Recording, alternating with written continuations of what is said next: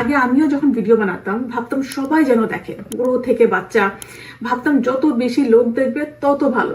আমার মাথায় ছিল ভালো রিটেনশন থাকলে ভালো অ্যালগরিদম সাপোর্ট করবে, বেশি ভিউ আসবে, আর বেশি ভিউ আসলে বেশি সাবস্ক্রাইবার হবে।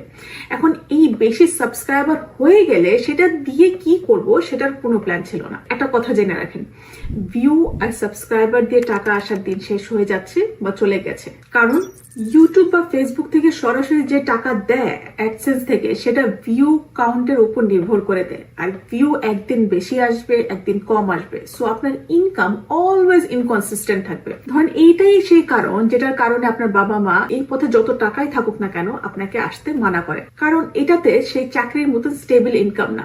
এক মাসে 1 লাখ টাকা পেলে পরের মাসে সেটা 5,000, 10,000 বা 2,000 টাকাও হতে পারে। এভরি টাইম নেক্সট ভাইরাল ভিডিওর পিছনে দৌড়াতে হবে আপনাকে। অনেক সময় দেখা যায় 10 লাখ সাবস্ক্রাইবার থাকার পরেও সেই চ্যানেলের কোনো ভিডিওতে 10,000 ভিউ পায় না। ভিউয়াররা সবসময় বদলে যায়। যারা আজকে আপনার ফ্যান, কাল তারা অন্য কন্টেন্ট ক্রিয়েটারের পেছনে দৌড়াবে। লয়্যালটি নাই, কারণ আপনি সবাইকে টার্গেট করে ট্রেন্ডিং টপিকের উপরে ভিডিও বানাচ্ছেন।